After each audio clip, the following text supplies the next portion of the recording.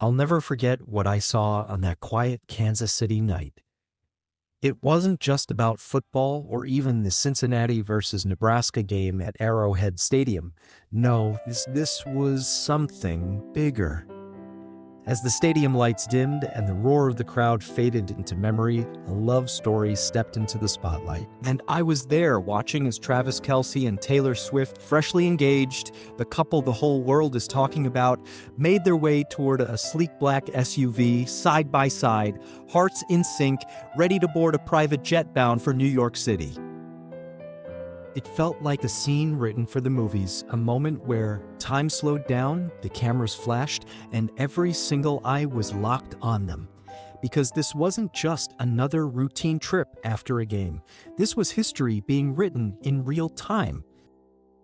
The Cincinnati versus Nebraska game was supposed to be about football, a matchup circled on calendars, hyped for weeks, and analyzed by sports commentators. But in reality, the moment Taylor Swift stepped into the stands at Arrowhead, all of that changed. Suddenly, this wasn't just a game. It became a spectacle, a love story unfolding under the Friday night lights. I can still see it vividly. Taylor, dressed in a bold red team jacket, her golden hair flowing effortlessly under the stadium lights. She wasn't just there as a pop star or the world's biggest icon. She was there as a fiancé, sitting proudly next to Travis Kelce's family, clapping, cheering, and living every single play with him.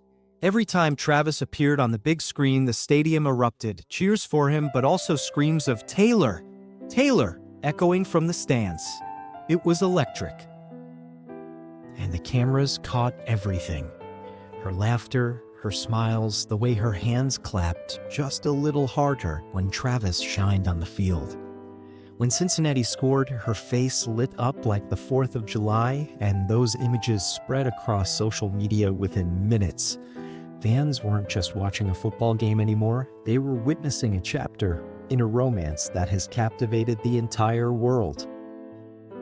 But what moved me most wasn't what happened during the game, it was what happened after.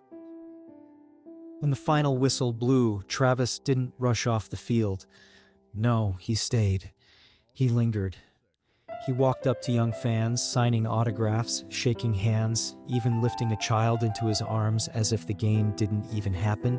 And behind him, quiet, graceful, smiling with that soft sincerity only she has, Taylor followed. She didn't need the spotlight.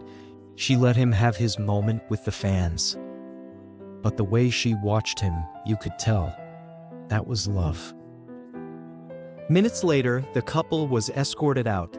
Security lined every corner, flashes from paparazzi lit up the Kansas City night sky, and still, through the chaos, they walked calmly, together, side by side. The SUV door opened, and in one sweeping moment, they disappeared inside. But the story didn't end there, because the real magic was waiting just a few miles down the road at a private airport where the lights of a pristine white jet gleamed under the night sky, ready to take them back to New York City. I can still picture it. The motorcade pulled up. The first door opened. It was Travis stepping out in a bold red sports coat, representing Cincinnati with every ounce of pride. He looked powerful, confident, but also calm, like a man who knows his life has changed forever. And then, Taylor. She stepped out second, her look simple yet captivating. The world's biggest star, and yet in that moment, she wasn't Taylor Swift the icon. She was Taylor Swift, the fiancé, the partner, the woman walking alongside the man she loves. As they made their way to the stairs of the jet, it was like the noise around them disappeared. No flashes, no cameras, no reporters, just them. Travis leaned in, tilting his head slightly as he spoke to her, and she smiled, her hand brushing against his arm in a way that was both natural and timeless. I swear, for a split second, it felt like watching a love story play out on a silver screen. The jet stood waiting, sleek, polished, its lights cutting through the Kansas City darkness. The couple climbed the stairs slowly, deliberately, like they knew the world was still watching, even in silence. And in that moment, the fairy tale was undeniable. A football legend, a pop icon. Together, boarding a flight not just back to New York, but into a future only they can write. Now, why New York? For some, it's just another city. But for Taylor Swift, New York is home, not just physically, but spiritually. It's where she wrote songs that defined generations, where she walked streets that inspired entire albums, where she found and lost love, and now where she's returning with the man who just put a ring on her finger. For Travis, New York is different. It's not his hometown. It's not where his football legacy was built. But it's become the place where he can balance the chaos of fame with the quiet of love, where the rhythm of his schedule meets hers, and somehow they make it work. A source close to them revealed that this wasn't just a flight of convenience. No, they flew overnight because New York held things waiting for them. Taylor's new music projects, Travis's media commitments, a city that doesn't sleep, but somehow offers them the space to breathe, to grow, to plan the next steps of their life together.